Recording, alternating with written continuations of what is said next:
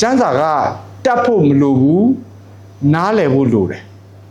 ကျမ်းစာတတ်တဲ့သူတိုင်းကျမ်းစာကိုနားမလည်ဘူးဟုတ်ပြီနော်ဒါကြောင့်ယေရှုကပြောတယ်နော်ရှင်မဿဲထဲမှာအခန်းကြီး20အငယ်29မှာပြောတယ်ယေရှုကလည်းတဲ့သင်တို့ဒီကျမ်းစာကိုနားမလည်ဖျားသခင်တကူတော်ကိုမတိသောကြောင့်မှားသောအယူကိုယူကြ၏တဲ့ကျမ်းစာတတ်တာကိုပြောတာမဟုတ်ဘူးနော်နားလည်တာကိုပြောတာနော်သင်တို့ဒီကျမ်းစာကိုနားမလည်ဖျားသခင်တကူတော်ကိုမတိကျမ်းစာနားမလည်ရင်ဖျားတကူတော်ဘယ်လိုလုပ်သိမလဲနော်ကျမ်းစာတတ်လို့နော်ဖျားတကူတော်သိတယ်လို့မပါဘူးနော်ဒါကြောင့်တချို့ကကျမ်းစာတတ်တာကိုပဲအာယုံပြုကြတယ်ကျမ်းစာတတ်တယ်ဘွဲတွေရတယ်အုပ်စုတွေဆောင်းတယ်အထက်ဘွဲတစ်ထန်းလောက်တောင်ရတယ်ဆိုရင်ပို့ပြီးတော့မှအထင်ကြီးသေးတယ်ယေရှုအဲ့ဒါကြီးအထင်မကြီးဘူးကျမ်းစာနားလည်တဲ့သူပဲအထင်ကြီးတယ်အတိမပြုတာလဲကျမ်းစာနားလည်တဲ့သူကိုပဲအတိမပြုတယ်ဒါကြောင့်ယေရှုကပြောတယ်သင်တို့ဒီကျမ်းစာကိုနားမလဲဖျားသခင်တကူတော်ကိုမတိသောကြောင့်နဲ့အယူဝါဒမှားတယ်အခုခရိယန်တွေအယူဝါဒမှားတာတွေအများကြီးရှိတယ်နော်မှားယွင်းသောအယူဝါဒတွေမှားယွင်းသောဝိပုကူးွယ်ခြင်းတွေနော်မှားယွင်းတဲ့အမှုတွေအများကြီးလုပ်နေကြတယ်အဲ့ဒါကကျမ်းစာတတ်တဲ့သူရဲ့လုပ်တာကျမ်းစာနားလည်တဲ့သူကမလုပ်ဘူးဟုတ်ပြီနော်တတ်တာနဲ့နားလည်တာနဲ့တူလားမတူဘူးဒါပေမဲ့လူတွေကဘာကိုထင်ကြီးလဲကျမ်းစာတတ်တဲ့သူကိုထင်ကြီးတယ်ကျမ်းစာကြောင်းအောင်တဲ့သူထင်ကြီးတယ်ဒါကျမ်းစာကြောင်းမတက်ရဘူးဟောကျမ်းစာကြောင်းမအောင်ရဘူးလို့ပြောတာမဟုတ်ဘူးဒါပေမဲ့လူတွေကကျမ်းစာကိုပဲကျွန်တော်တို့ကမကြည့်ဘဲနဲ့ကျမ်းစာရဲ့ပေးထားတဲ့ဘွဲတွေလက်မှတ်တွေနော်ဒါဆိုရင်ကျမ်းစာဘယ်သူကတင်လဲလူကတင်တာဘွဲကဘယ်သူကပေးလဲလူကပေးတာဒါဆိုရင်ဘာအကျိုးရှိလဲအိမ်မှာဓာတ်ပုံလာလာလေးချိတ်မယ်သူများထင်ကြီးမယ်နော်သူကကျမ်းစာကြောင်းအောင်တယ်ဘာဘွဲတွေရခဲ့တယ်ဗမာပြည်ကတော့မဟုတ်နိုင်ငံခြားကဘွဲပေးတာပို့ပြီးတော့မှဘုရားသခင်နှုတ်ကပတ်တော့ဘယ်ရောက်သွားမှမကြည့်တော့မပါတော့ဘူးဒါတွေမရှိတော့ဘူးဒီနေ့တော်တော်များများကအဲ့ဒါတွေနဲ့ချော်ကုန်တာယေရှုကပြောတာကျမ်းစာကိုနားမလည်ဘူးတဲ့မင်းတို့နားမလည်တော့တကူတော်ဆိုတာလည်းမသိတော့မနေ့ကကျွန်တော်ကျမ်းစာသင်သွားပြီနော်စာရန်စီကတကူလားဖယားစီကတကူလားဆိုတာမသိတော့ကျမ်းစာနားမလည်လို့မသိတာနော်ကျွန်တော်တို့မနေ့ကကျမ်းစာသင်လိုက်တာဘာမှမဟုတ်ဘူးနော်6တိ6ချက်လို့သူများမြင်ပါလိမ့်မယ်ဒါပေမဲ့သိတယ်ခင်ဗျားတို့ဘာကြောင့်လဲဘသူစီကလာတာလဲဘသူကတကူပေးတာလဲနော်အဲ့ဒီပုဂ္ဂိုလ်ကတကူကိုခံစားပြီးတော့မှဘယ်ကိုရောက်လာတာလဲရောက်ပြီးတော့မှလူတွေကိုသူ့ကိုယုံကြည်ကိုးကွယ်ဖို့အတွက်ဘယ်လိုလှည့်စားတယ်လဲကြည်ရန်ကျမ်းစာတင်တဲ့ခါမှာလေဒါတွေနားလည်သွားတယ်တော့တတ်တာမဟုတ်ဘူးနော်ကျွန်တော်လည်းကျမ်းစာကြောင်းအောင်လည်းမခဲလို့မပေးဘူးနော်အခုနေ့ရက်သုံးရက်တင်တာလည်းအောင်လည်းမလည်းမပေးဘူးဒါပေမဲ့နားလည်တဲ့ဉာဏ်ပညာကိုပေးတယ်အာမင်တို့ကြောင့်ဘုရားသခင်ကလေကျမ်းစာကိုနားလည်ရင်ဘုရားသခင်ရဲ့တကူတော်သိတယ်ဩဒါစာတန်တကူလားဘုရားတကူလားအဲ့ဒါကျမ်းစာနားလည်တဲ့သူကသိတယ်တတ်တဲ့သူကမသိဘူးနော်ဆရာကြီးကအဲ့လိုလုပ်လူတွေအုပ်လိုက်ကြီးလဲသွားလို့ကြာဒီဆရာကြီးကအရန်တကူရှိတာပဲဆိုဖះပြောက်သွားတယ်ဖះနေရာကိုအဲ့ဆရာကသွားယူလိုက်တာအဲ့ဒါကကျမ်းတတ်တယ်တို့ကြောင့်ယေရှုကကျမ်းတတ်ကိုဘယ်လိုပြောလဲအချင်းကျမ်းတတ်တို့တဲ့သင်တို့ဒီအမင်္ဂလာဒီကမင်္ဂလာလို့မပြောဘူးကျမ်းစာတတ်တဲ့သူမင်္ဂလာရှိတယ်လို့မပြောဘူးလူတွေကကျမ်းစာတတ်တဲ့သူကမင်္ဂလာရှိတယ်တဲ့မင်္ဂလာယူတယ်တဲ့မင်္ဂလာနဲ့ပြည့်စုံတယ်တဲ့ဂုဏ်ရှိတယ်တဲ့လူဒါလူကဖះကတော့မပြောဘူးကျမ်းစာတတ်တဲ့သူကအမင်္ဂလာပဲတို့ကြောင့်ယေရှုကရှင်းရှင်းလေးပဲပြောတယ်အချင်းကျမ်းတတ်တို့သင်တို့ဒီအမင်္ဂလာဖြစ်ကြ၏ကျမ်းစာနားလည်တဲ့သူကမင်္ဂလာဖြစ်တယ်လို့ပြောပြန်ရောဗျာနော်ကျမ်းစာနားလည်တာနဲ့တတ်တာနဲ့နော်ဘယ်လောက်ထိကွာခြားမှုရှိလဲလူပြောတာနဲ့ဖះပြောတာနဲ့ဘယ်ဥစ္စာယူမလဲဖះကမင်္ဂလာရှိတယ်လို့ပြောတဲ့စကားကိုခံကြည့်ရင်ကျမ်းစာကိုနားလည်ပါလူကမင်္ဂလာရှိတယ်ဂုဏ်ရှိတယ်လို့ပြောကြည့်ရင်ကျမ်းစာတတ်ပါဒါပဲခက်ရိုက်လာရွေးနော်ကျွန်တော်အဲ့လိုပဲကျမ်းစာကိုတဲ့ပဲပြောမယ်နော်ကျမ်းစာတဲ့ပြောတဲ့အခါမှာကျမ်းစာကတော့ခင်ဗျားတို့စိတ်ထဲမှာခါသလိုတော့ခံရလိမ့်မယ်နော်ဒါပေမဲ့အတွန်းနဲ့ရောက်ရင်ခြုံသွားတယ်တဲ့နော်နှုတ်ကပတ်တော်စားတဲ့အခါမှာခါတယ်တဲ့ဒါပေမဲ့အတွန်းနဲ့ရောက်တဲ့အခါမှာခြုံသွားတယ်ဆိုတာအဓိပ္ပာယ်က တန်ရှင်းသောဝိညာဉ်တော်ကဟောဒီနှလုံးသားထဲရောက်တဲ့အထိနားလည်တဲ့အထိကိုဖွင့်ပြတဲ့ခါမှာဟာအရန်ကောင်းပါလားအရင်တော့ဒီဆရာပြောတော့ကခါသလိုလိုငါ့ကိုဆောင်းပြောသလိုလိုငါအရန်ဒီနေ့ဆရာအမြင်ကတ်တာပဲထင်ကောင်းထင်မယ်ဒါပေမဲ့တကယ်ပြောင်းလဲသွားတဲ့ခါဩဆရာပြောတာတကယ်မှန်မလားခြုံသွားပြီလေနော်ဒါနောက်မှခြုံတာလောလောဆယ်တော့ခါတယ်ဟုတ်ပြီနော်နှုတ်ကပတ်တော်စားတဲ့ခါမှာခါတယ်တဲ့ကျမ်းစာထဲမှာပြီးတော့မှအတွင်းထဲရောက်တဲ့ခါမှာခြုံသွားတယ်တဲ့နော်ဒီနေ့ကျမ်းစာတိုင်းပြောတာနော်အဲ့တော့ကျွန်တော်တို့ကကျမ်းစာတိုင်းပြောတဲ့ခါမှာခါတယ်သို့တော်လည်းဟာဒီနေ့ပြောင်းလဲသွားတဲ့ခါမှာဩတစ်ချိန်လုံးကအဲ့ဒီဆရာပြောတာတွေတကယ်ပဲမှန်မလားခြုံသွားလိမ့်မယ်နော်ဟုတ်ပြီအဲ့တော့ဘုရားသခင်စကားတော်ကိုပြောဆိုတတ်၏တဲ့ထိုသူအားဘုရားသခင်တည်တဲ့ဝိညာဉ်တော်ကိုအတိုင်းအရှိမရှိဘဲနဲ့ပေးတော်မူ၏တဲ့ကြည့်ဘုရားသခင်စီလွတ်တဲ့သူကဘုရားစကားကိုပဲပြောတယ်ပြောတဲ့အခါမှာတန်ရှင်းသောဝိညာဉ်တော်ကအတိုင်းအတာမရှိဘူးတဲ့အဲ့ဒီအတိုင်းအတာမရှိတာကိုကျွန်တော်နားလည်အောင်ရှင်းပြမယ်ဥပမာဒီမှာဒေါက်တာကြီးထိုင်နေတယ်ဒီဒေါက်တာကြီးကိုဒီလိုပြောလိုက်ရင်ကောင်းမှာမလား तू ကပညာတတ်ကြီးလေဟောဒီမှာသထေးကြီးထိုင်နေတယ်အဲ့လိုပြောလိုက်ရင်အဲ့ဒီသထေးကြီးကငါတို့အသင်းတော်ကိုထောက်ပံ့နေတာထောက်ပံ့ခြင်းများရပ်သွားမလားစုံစာများရပ်မလားတိုင်းတာနော်ဘုရားသခင်နှုတ်ကပတ်တော်ကိုကျွန်တော်တို့ပြောဖို့ရအတွက်ပညာတတ်တာတွေတထေးတွေနောက်ပြီးတော့အရာရှိတွေဟာဒါတွေကြည့်ပြီးတော့တိုင်းပြီးတော့မှလေသူတို့အကြိုက်ကိုလိုက်ပြောနေတာဟုတ်ပြီနော်ဒါကြောင့်ဘုရားစီလွတ်တဲ့သူကအဲ့လိုမတိုင်းဘူးဘုရားဖော်ပြသလိုဘုရားဖွင့်ပြသလိုဘုရားအပြောခိုင်းသလိုပြောမှာပဲသူကသူဘာပညာပဲတတ်တာဘာတထေးကြီးပဲဖြစ်ဖြစ်ဘာဘွဲ့ပဲရဘာပဲယာတုရှိဘုရားသခင်ကပြောဆိုပြောတယ်ကျမ်းစာထဲမှာဘုရားသခင်ကအမှုတော်ဆောင်ဖြစ်ခဲ့တဲ့လေဝိတွေယေဘရဟိတ်တွေကလေဘယင်လက်ညှိုးထိုးပြောတာရှင်မင်းကြီးအခုတလွန်ပေါ်ဆင်းကတ်တီဒီပဲနောက်တည်ရမယ်ဒီစကီမင်းကိုနော်တည်ရမယ်တဲ့အနာလုံးဝမပြောက်ရအောင်စသဖြင့်ဖျားစီလူတဲ့သူကလုံးဝအားမနာဘူးဘာမှမတိုင်းဘူးနော်ဖျားသခင်စီလူတဲ့သူကတဲ့ဖျားသခင်စကားကိုပြောတယ်ထိုသူအားဖျားသခင်ဝိညာဉ်တော်ကိုအတိုင်းအရှိမရှိဘဲနဲ့ပြေးပြီးသားဖြစ်တယ်ဟုတ်ပြီနော်နောက်တစ်ချက်အေဖက်အခန်းကြီး6အငယ်7မှာအကြောင်းမူကားတဲ့ကြည့်ကျွန်တော်တို့ဘယ်သူနဲ့တိုက်ကြတယ်ဆိုတော့ကြည့်မယ်နော်အကြောင်းမူကားငါတို့ဒီအသွေးသားရှိသောရန်သူတို့နှင့်ဆိုင်ပြိုင်တိုက်လန်ကြရသည်မဟုတ်အခုကျွန်တော်တိုက်မဲ့ရန်သူကနော်မနေ့ကလည်းသင်ပြီးပြီနော်အသွေးအသားရှိသောရန်သူနော်အဲ့ဒီရန်သူနဲ့တိုက်တာမဟုတ်ဘူးတဲ့ဥပမာတရားညီကိုကအသွေးသားရှိတယ်သူနဲ့ကျွန်တော်ချလာမယ်ဆိုရင်ကျွန်တော်သူနဲ့တိုက်ရမှာမဟုတ်ဘူးလေသူကအသွေးသားရှိတယ်လေအသွေးသားမရှိတဲ့သူနဲ့ကျွန်တော်တိုက်ရမှာသူကတနတ်နဲ့ပြည့်ရင်ငါဒုံနဲ့ရိုက်မယ်ဓာတ်နဲ့ခုတ်မယ်အဲ့ဒါအသွေးသားချင်းတိုက်တာလေအခုအသွေးသားမရှိတဲ့ရန်သူကဓာတ်နဲ့ခုတ်လို့လည်းမရဘူးတနတ်နဲ့ပြစ်လို့လည်းဘာမှထိမှာမဟုတ်ဘူးသူကတကူးရှင်လေနော်မနေ့ကပြန်စဉ်းစားနော်ကောင်းငင်ကနေဘုရားသခင်ကိုပုံကံမယ်လို့ကြံစီတဲ့အောက်ကိုပြစ်ချခြင်းခံရတဲ့လူစီဖာတို့အဖွဲ့သည်ဤလောကကိုအစိုးရသောဘုရားစာတန်နေပဲသူတို့နဲ့တိုက်ရမှာကဲဒါဆိုရင်ကျွန်တော်တို့သူတို့နိုင်မလားသူတို့ကတကူးရှိတယ်လေကျွန်တော်တို့ဘာမှမဟုတ်ဘူးလေနော်ဒီမှာကျွန်တော်ဖတ်ပြမယ်အကြောင်းမူကားငါတို့သည်အသွေးသားရှိသောရန်သူတို့နှင့်ဆိုင်ပြန်တိုက်လှန်ကြသည်မဟုတ်တဲ့ကြည်သားသူတို့နဲ့ကျွန်တော်တို့တိုက်ရမှာသူတို့ကအသွေးသားမရှိဘူးတကူးရှင်နေဒါဆိုရင်ကျွန်တော်တို့ဘယ်လိုလုပ်နိုင်မလဲဒါပဲနိုင်တဲ့နီးရှိတယ်သူတို့ကိုနိုင်တဲ့ပုံကိုကျွန်တော်တို့အထဲမှာအပိုင်ထည့်ထားလိုက်ကျွန်တော်တို့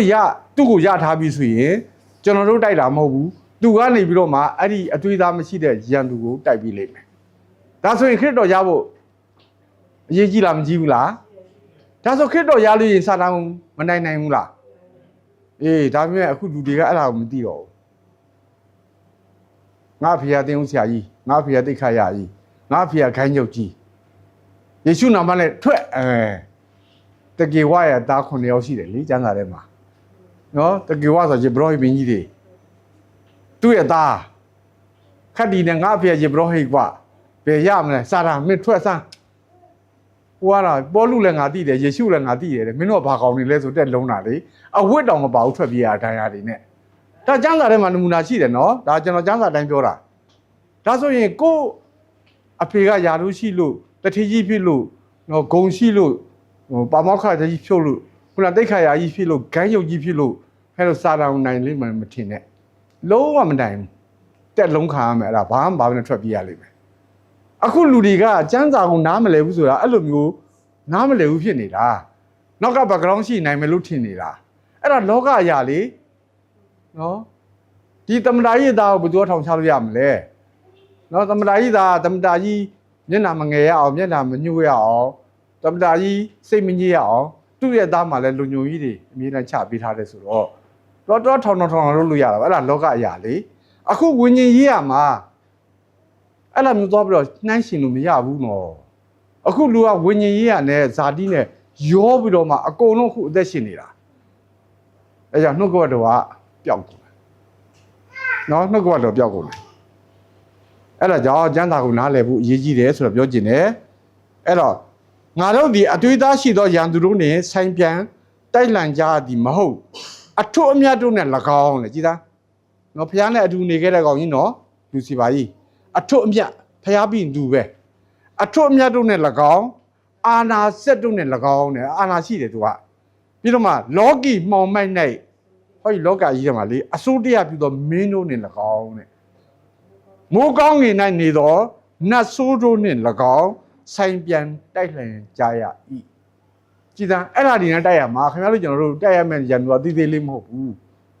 ငယ်ငယ်လေးမဟုတ်ဘူးအကြီးကြီးတောင်မှနော်တကိုးရှင်ဖျားပြီးရင်သူပဲဖျားနဲ့တောင်သူကပြိုင်ခဲ့တဲ့ပုံကိုကြီးဖျားနဲ့တောင်သူရှင်ခဲ့တဲ့သူကြီးအဲ့ဒီကောင်ကြီးနဲ့ကျွန်တော်တို့နဲ့တိုက်ရမှာကျွန်တော်ဘယ်လိုနိုင်နိုင်မလဲဒါပေမဲ့အဲ့ဒီနိုင်တဲ့ပုံကကျွန်တော်တို့ထဲမှာရှိဖို့အရေးကြီးတယ်အဓိကကယ်တင်ခြင်းလို့ကျွန်တော်တည့်ပြောမယ်ကယ်တင်ခြင်းမရဘဲနဲ့ဘာမှမလုပ်နဲ့ဘာမှလုပ်လို့မရဘူးနောက်က background ဘလောက်ပဲရှိနော်ဘလောက်ပဲပွယ်ကြီးတထန်းလောက်ပဲထန်းအထင်မကြီးနဲ့အခုလူတွေအဲ့ဒါပဲအထင်ကြီးတာနော်ကျွန်တော်ချင်းတော်ရောက်တဲ့ခါမှာအဲ့ဒီမတူပြပဲမှာကျမ်းစာကြောင့်အများကြီးအောင်တဲ့သူတယောက်နဲ့သွားတွေ့တယ်အဲ့တော့ကျွန်တော်ကျမ်းစာတင်တဲ့နေရာသူရောက်လာကျွန်တော်ကတဲ့ဘွဲကတော်တော်များနေပြီသူပြောတာလေကျွန်တော်တော့နားမလည်နိုင်တော့ဘူးနော်အိန္ဒိယလည်းယူတယ်နိုင်ငံခြားလည်းယူတာတွေကုန်နေပြီဒါဆိုရင်လို့ခင်ဗျအခုဘယ်နှစ်လောက်ဘွဲယူခဲ့လဲကျွန်တော်ကအနည်းဆုံး3ခုဆိုရင်တော့မှ9နှစ်လောက်ကြာတယ်တဲ့နော်တစ်နှစ်ကိုဘွဲတစ်ခုက3နှစ်လောက်ကြာတာဟုတ်အဲ့တော့ကျွန်တော်ကအခုဘွဲက5 6ခုလောက်ဆိုတော့တွက်ကြည့်တယ်ဒါဆိုရင်ခင်ဗျာဝိညာဉ်ဘယ်နှလုံးဖမ်းပြီးပြီလဲလို့ကျွန်တော်မေးတော့ကျွန်တော်မလုပ်သေးဘူးတဲ့ကျမ်းစာကြောင့်ပြီးမှအကုန်လုံးရပြီးမှကျွန်တော်လုပ်မှာတဲ့မနေ့ပြန်တည်မယ်ဆိုတော့သူမသိဘူးကွေးတော့လည်းမဆန့်မီဆန့်တော့လည်းမကွင်းမီဘယ်အချိန်ထွက်သွားမယ်ဆိုတော့မသိဘူးကျွန်တော်နှမျောတယ်အချိန်ကြီးအများကြီးကုန်ခဲ့တယ်ဘယ်နှစ်ယောက်ဝင်ရင်ရပြီလဲဆိုတော့မလုပ်သေးဘူးတဲ့အဲ့တော့တခါလူတွေကလည်းအဲ့ဒါပဲအထင်ကြီးပဲအဲ့ဒီနောက်ကိုပဲလိုက်နေကြတော့ကျွန်တော်တို့ကပြောလို့ရှိရင် तू ကဖုန်းကြောင်းသားမလို့ငါတို့ကိုပြောတာဘာပွဲမှမရလို့ပညာမတတ်လို့ तू ကဲ့ရင်မှာနော်ဒီနေ့တမန်တော်တွေကြည့်ပါပညာတတ်တဲ့သူရှိသလိုမတတ်တဲ့သူတွေလည်းတန်ခါးတွေဆွဲသုံးတဲ့သူတွေအများကြီးရှိတယ်တို့ရခင်ဗျားတို့ပညာမတတ်တော့အားမငယ်နဲ့ဘာပွဲမှမရလို့လည်းစိတ်တမကြနဲ့ခက်တော်ရဖို့ရည်ကြီးတယ်ဒီမဲ့နော်ခက်တော်ရဖို့ရည်ကြီးတယ်ပြီးလို့ရှိရင်ခက်တော်ရပြီခက်တော်ရဲ့စကားကိုနားထောင်ပြီးတော့မှလိုက်လျှောက်အသက်ရှင်ဖို့ဒါအရေးကြီးဆုံးပဲအခုဒီတစ်ချက်ကိုအရေးကြီးတာရဖို့နဲ့ဖះစကားနားထောင်လိုက်လျှောက်ဖို့ဒီနှစ်ချက်အရေးကြီးတာအဲ့ဒီအရေးကြီးတဲ့နှစ်ချက်ကိုလုံးဝနောက်ကျောပြစ်ထားတယ်အဲကြောင့်ခရိယန်တွေကနော်ကျွန်တော်ဆရာတော်ဘာပြောတယ်နော်ခရိယန်တွေနောက်မီးလင်းနေတဲ့နော်ဒီမှာနောက်မီးလင်းနေသူရှိလားမသိဘူး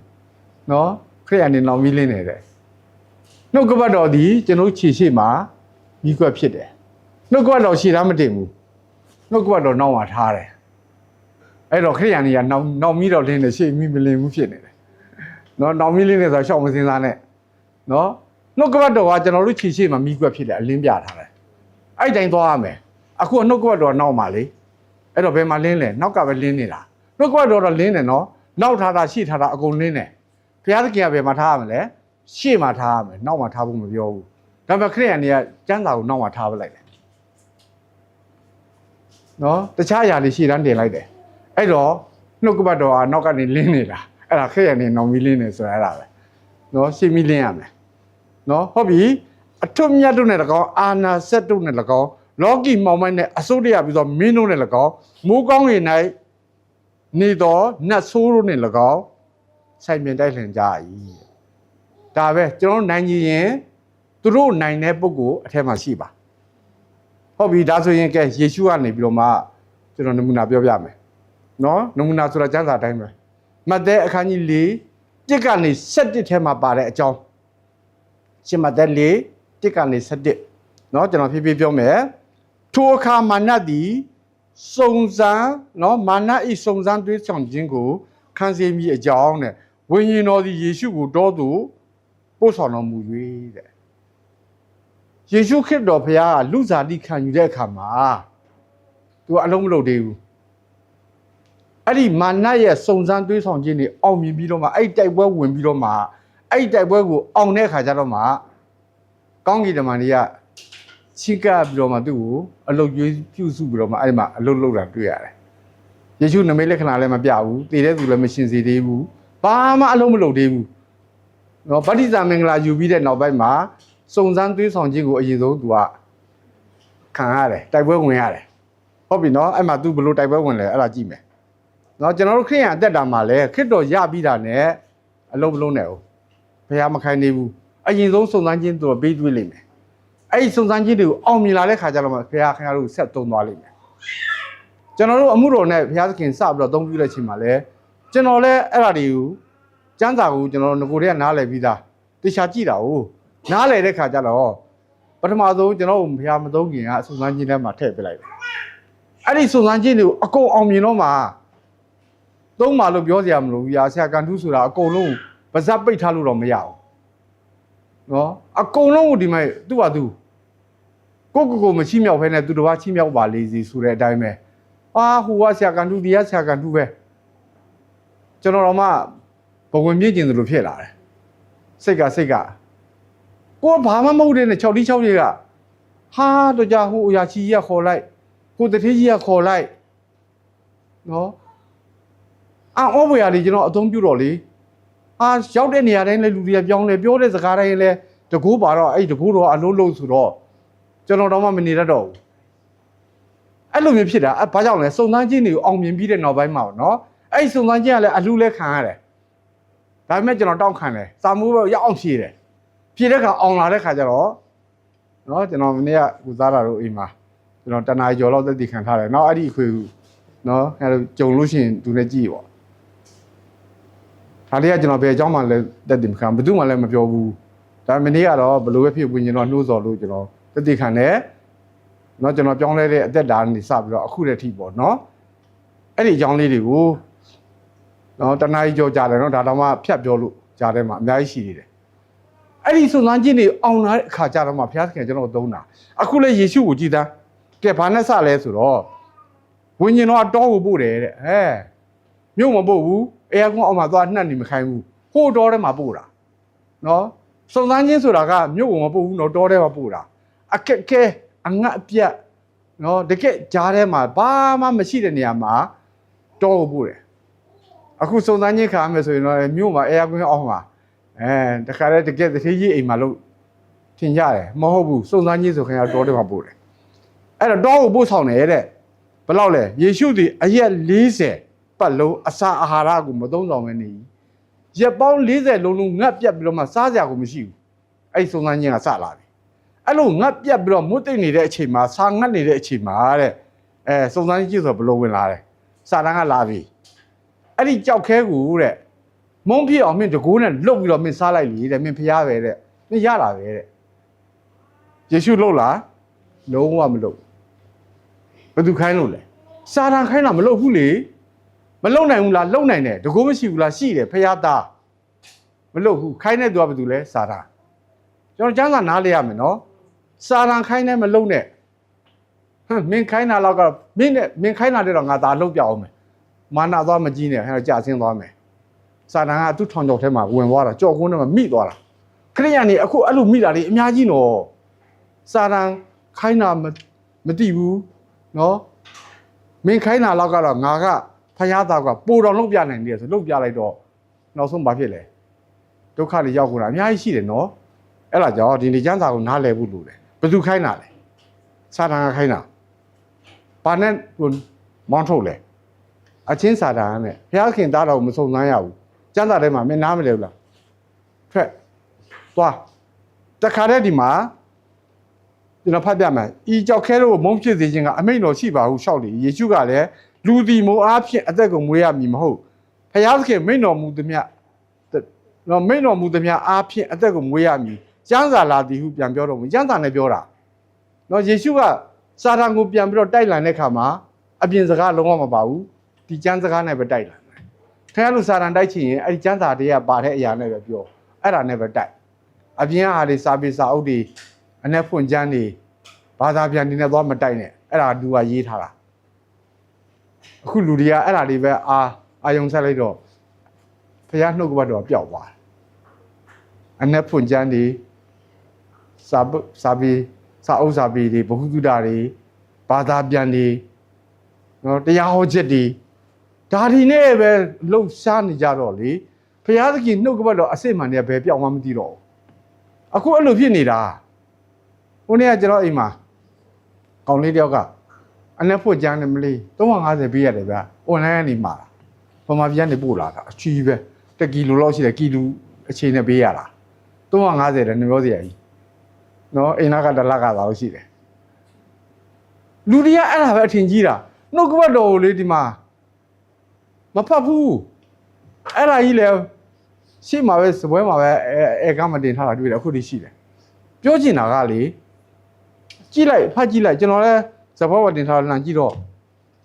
ကျမ်းစာနဲ့မညီတာတွေအများကြီးတွေ့ရတယ်နော်လူကရေးတာနော်အဲ့ဒါကိုလူတွေကအဲ့ဒေါက်တာကြီးကရေးတယ်ဆိုအထင်ကြီးပြီးတော့လေအခုတကယ်စစ်မှန်တဲ့နှုတ်ကပတ်တော်ကကျွန်တော်တို့ဒီမှာမရှိတော့အဲ့ဒီထဲမှာအကုန်ရောက်ကုန်တယ်နော်တတိထားပါနော်အဲ့တော့ယေရှုကကျမ်းစာနဲ့တိုက်ပစ်လိုက်တယ်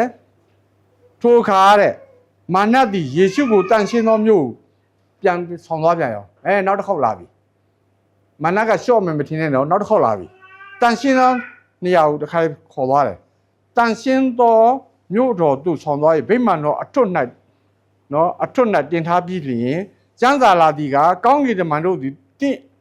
အဖို့မှားထားတော်မူသည်ဖြစ်၍တင်အိတ်ချေကိုကြောက်နဲ့မထိခိုက်စေခြင်းကသူတို့သည်တင့်ကိုလက်နဲ့မဆာချီပင်းကြလိမ့်မည်လာ၏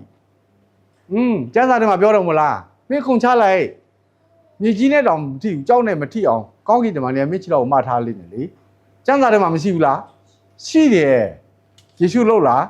မလှုပ်ဘူးဒါပဲနော်စာနာခိုင်းတာလေခုနငတ်နေတဲ့အချိန်မှာသူစားဖို့အတွက်အစာနဲ့စုံစမ်းတယ်အခုလေကဲဒါဆိုရင်ကျမ်းစာနဲ့ပြောတော့စာတန်ကသိလဲတယ်နော်ကဲကျမ်းစာထဲမှာပါတာပဲကွာတဲ့မင်းခုန်ချလိုက်တဲ့ခုန်ချလိုက်လို့မင်းချီတော်ကြောင်းနဲ့မထိခိုက်အောင်ကောင်းကင်တမန်မှားထားတယ်ဆိုတာမပါဘူးလားတဲ့ကျမ်းစာထဲပါတာနဲ့စာတန်ကစုံစမ်းမြန်ရောဗျာယေရှုကမလုပ်ဘူးကျမ်းစာထဲတော့ပါတယ်မလုပ်ဘူးဘသူကပြောတာလဲစာတန်ပြောတာကိုသိတဲ့အခါမှာယေရှုကမလုပ်ဘူးနော်ကျမ်းစာထဲမှာမပါဘူးလားပါတယ်ဒါပေမဲ့လုပ်လားမလုပ်ဘူးကျမ်းစာထဲပါတာဘာလို့မလုပ်တာလဲကျမ်းစာထဲမှာမပါတာခိုင်းတာမှမဟုတ်ဘူးပါတဲ့ဥစ္စာပြောတာပဲမရဘူးဘသူခိုင်းတယ်လဲဆိုတာအရေးကြီးတယ်အခုကျမ်းစာထဲမှာပါတယ်ကွပြောမယ်ဘာဖြစ်လဲဘုရားသခင်ရှင်းလိမ့်မယ်လာရည်ဘယ်ရှင်းမလဲအားကြီးရှင်းလိမ့်မယ်အညာစကားနဲ့ပြောမယ်နော်ပါသွားပြီလက်ထိတ်နဲ့မှာအချင်းချင်းဝဲရပြီအချို့ထဲရောက်တော့ဘုရားသခင်လည်းသူ့ရောက်နေပြောတယ်ငါလည်းအချို့ထဲထည့်သေးတယ်မဘုရားပဲပြဿနာရှာတာကိုယ်အသုံးမကျလို့ကြတာနော်ဘုရားသခင်တန်ရှင်းသောဝိညာဉ်တော်ပို့တာမဟုတ်ဘူးနော်အဲ့ဒါတော့လူတွေကအကျမ်းစာကိုနားမလဲတဲ့ခါမှာအမျိုးမျိုးဒီနေ့ဖြစ်နေကြပြီနော်ဒီမှာရေးထားတယ်ဘုရားသခင်သားတော်မှန်လျင်ကိုအောက်သို့ချလိုက်တော်မူပါဟုရှောက်လေယေရှုကလည်းသင်၏ဘုရားခင်ထာဝရဘုရားကိုသင်သည်အစုံအစံမပြုတ်ရဟုကျမ်းစာလာသည်ဟုမင်းတော်မူကျမ်းစာလည်းပဲပြန်ပြောတယ်ကျမ်းစာထဲမှာဘုရားသခင်သားတော်ကိုမင်းမစုံစမ်းဘူးထွက်နောက်ဆုံးတဖန်မာနတည်တဲ့ယေရှုကိုလုံးဝမလျှော့ဘူးတစ်ခါလှုပ်ပြန်ပြီဟိုးအလွန်မြင့်လာတဲ့တောင်ကုန်းမှာခေါ်သွားပြန်ပြီ ပြီးတော့မှရှိသမျှလေးပြတယ်တိုင်းနိုင်ငံလေးအဲ့ဒါလေးမြင်တယ်မို့လားတဲ့ငါပေးနိုင်တယ်တဲ့ငါ့ဟိုတာရှစ်ခိုးတယ်မင်းသားလေးငါပေးမယ်အဲလာပြီယာဒူးတွေဂုံတွေမြင်ရတဲ့အရာတွေစီးစိမ်တွေအဲ့ဒါတွေနဲ့စုံစမ်းကြရောဗျာယေရှုကပြောလဲဒါဒီအားလုံးဟာရှင်းရှင်းပြောရင်တော့ဘုရားသခင်ရဲ့အရာမင်းအရာမဟုတ်နော်မင်းတော်မှဘုရားသခင်ငရဲချဖို့တော့မင်းတို့ငရဲထားပေးတာဒါမနေ့ကကျွန်တော်သင်ပြီးနော်ဒီနေ့မြင်တဲ့အရာတွေအားလုံးကဘုရားသခင်လက်ရတော့ပြီပဲငါဘုရားသားပဲငါယူလို့ရတယ်ဒါပဲမြင်ခိုင်းတာငါမလုပ်နိုင်ဘူးမင်းကိုရှေ့ခိုးတဲ့အကြောင်းမရှိဘူးနောက်ဆုံးနော်သူကငါ့ကိုပြတ်ဖို့ကိုးကွယ်လျင်တဲ့ညွတ်ပြတ်ပြီးတော့ကိုးကွယ်လျင်ယခုပြသမျှတို့ကိုငါပေးပြီဆိုလေယေရှုကလည်းအချင်းစာတာငါနောက်တော့ဆုတ်တော့တင်းကြီးဘုရားသခင်ထာဝရဘုရားကိုကိုးကွယ်ရမည်ထိုဘုရားသခင်ကဝတ်ပြုရမည်ကျမ်းစာလာတည်ဟုမိန့်တော်မူကျမ်းစာနဲ့ပဲပြန်ပြောပြန်ရငါမှတပါဘယ်ဖျားမှမရှိခိုးရအောင်ဥမချရအောင်ဘုမပြုရအောင်ကျမ်းစာကပြောပြီးသားမင်းနောက်ဆုတ်ဒါပဲယေရှုကကျမ်းစာနဲ့တိုက်လန်တယ်လို့ခင်ဗျားတို့ကျွန်တော်တို့ကလည်းဘယ်လိုစုံစမ်းကြည့်မဲ့လာဘာနဲ့တိုက်ရမလဲကျမ်းစာနဲ့ပဲတိုက်ကျမ်းစာနဲ့ပဲမောင်းထုတ်စာတာကကျမ်းစာပဲကြောက်တာနော်အဲ့ဒါကြောင့်ဒီနေ့ကျမ်းစာကိုကျွန်တော်တို့ကနားလည်ဖို့အရေးကြီးတယ်ဆိုတော့ကျွန်တော်ပြောချင်တယ်ကဲနေပါနောက်ဆုံးတစ်ခုကြည့်အောင်ထိုအခါမာနသည်တဲ့အထံတော်မှထွက်သွား၍ကောင်းကင်တမန်တို့သည်ချီးကပ်လျက်လုံကျွေးကြ၏ကဲအဲ့ဒီစုံစမ်းခြင်းအောင်မြင်ပြီးတဲ့အခါကျမှကောင်းကင်တမန်တွေကသူ့နားမှာကပ်လာပြီးတော့မှသူ့ကိုတခါတည်းဘုန်းတော်ထင်ရှားအောင်အများကြီးဒီနေ့အသုံးပြုတယ်အဲ့ရှင်အစပဲယေရှုဟာလူနာကိုပျောက်စေတယ်မျက်စိကန်းနဲ့သူ့ကိုမြင်စေတယ်တည်တဲ့သူကိုရှင်းစေတယ်တကိုးတွေစပြတာကဲဒါဆိုရင်စုံစမ်းခြင်းတွေကိုမအောင်မြင်ခင်တော့ယေရှုအဲ့ဒါကြီးလှုပ်လားမလှုပ်ဘူးဒါဆိုရင်ခင်ဗျားတို့ကျွန်တော်တို့ခရိယန်အသက်တာမှာလဲကဲတင်ချင်းတော့ရပြီဒါပဲကျမ်းစာကိုနားလည်ဖို့လိုသေးတယ်နော်နှုတ်ကပတ်တော်နှုတ်ကိုကျွန်တော်တို့အောင်စုဖို့လိုတယ်ခုကလေးလေးတွေဒီတိုင်းမကြည့်လာဘူးနှုတ်ဆိုတယ်နှုတ်ဝပြီဆိုရင်နည်းနည်းကြည့်လာရင်စံပြုံလေးတွေပျော့ပျော့လေးတွေစားနိုင်ပြီပြီးလို့ရှိရင်အသားလေးစားပြီအဲနောက်အယိုးတွေအယွတ်တွေကိုက်နိုင်ပြီအဲ့လိုလာတယ်တစ်ဆင့်လေအခုကနှုတ်ကပတ်တော်နှုတ်တော်မှမဟုတ်သေးဘူးအယိုးကိုက်တော့အယိုးစူးပြီးတော့မှတင့်နေတဲ့သူတွေအများကြီးပဲနော်အခုခရိယန်လောကမှာဆရာတွေတိတ်များတာပဲဆရာမတွေလည်းတိတ်များတာပဲအလွယ်ဆုံးပဲဆရာမဖြစ်ဖို့ကတော့အဲ့ဒီမှာတက်ပြီးတော့တစ်လုံးပြောတတ်တယ်ဆရာတို့တန်းခေါ်တာဆရာမဆိုပြီးတန်းခေါ်တာနော်ဒါဖုံးပွားနေတာအဲ့ဒါကြောင့်ဆရာခေါ်တိုင်းဆရာမဟုတ်ဘူးဆရာလို့မခေါ်ရင်လည်းဆရာထက်ကူတာတဲ့သူတွေအများကြီးရှိတယ်နော်အဲ့ဒါကြောင့်ကျွန်တော်ကအခုနေလှည့်ပြီးတော့မှနော်ကျမ်းစာသင်နေတယ်တရားဟောနေတယ်ဆိုတော့ကျွန်တော်အကုန်လုံးသိတယ်အသင်းတော်ပေါင်းများစွာကျွန်တော်ဒီနေ့သွားတယ်ဆိုတော့ဘယ်အသင်းတော်ကဘယ်လိုဝิญဉ်ရေးအခြေအနေရှိလဲဘယ်အသင်းတော်ကဘယ်လိုလဲဆိုတာလဲအကုန်လုံးသိတယ်ဘာကြောင့်လဲဘုသူရတွေကအကုန်လုံးသူတို့ကနေပြီးကြတာလေအဲကြောင့်ဆရာခေါ်တိုင်းဆရာမဖြစ်ဘူးဆရာလို့ဒီနေ့မတတ်မှတ်ပြီမဲ့ဆရာတက်တော်တဲ့အရေးချင်းရှိတဲ့သူအများကြီးရှိတယ်ဒါကြောင့်ကျွန်တော်ညီကိုပြောတယ်ကျွန်တော်ကတင်ပြီးတဲ့ဆရာအဖြစ်သူရောက်တင်ပြီလူကျမ်းစာကပြောတယ်ဆရာမလို့ပြောတာမဟုတ်ဘူးနော်ဒီနေ့ဆရာတယောက်ခေါ်ရခါတော့လူနေစုလေးရယ်ပမာပြည့်ဆရာတယောက်ဥမာခေါ်တယ်ဆိုပါတော့သူ့ရဲ့စာအုပ်စာတမ်းဖို့စပွန်ဆာနေဖို့ထိုင်ဖို့စားဖို့တောက်ဖို့မိသားစုပါလာရင်ပို့ဆိုးသေးတယ်နော်အိမ်ငါပေးရမယ်ဟာခါတို့ဖတ်မောလို့အဲ့တော့ဘယ်လိုလုပ်တတ်နိုင်မလဲဖះရှင်ကသူများကိုအားကိုးဖို့ဒီကလေးလေးတွေကကြီးလာတဲ့အထိအမေလက်ကိုတစ်ချိန်လုံးဆွဲပြီးတော့သွားဖို့မဟုတ်ဘူးသူလမ်းလျှောက်တိုင်းနှုတ်လိုက်သူ့ကိုသွားလိမ့်မယ်လဲရင်လဲလိမ့်မယ်ပြန်ထားလိမ့်မယ်လူလောကမှာတောင်မှလူတောင်မှအဲ့လိုမျိုးသွားတာအခုခရိယန်တွေကလေဆရာပဲအားကိုးနေတာဆရာပဲအဲ့ဒီဆရာမှမရှိဘူးဆိုရင်သေတော့မပုံစံမျိုးပဲ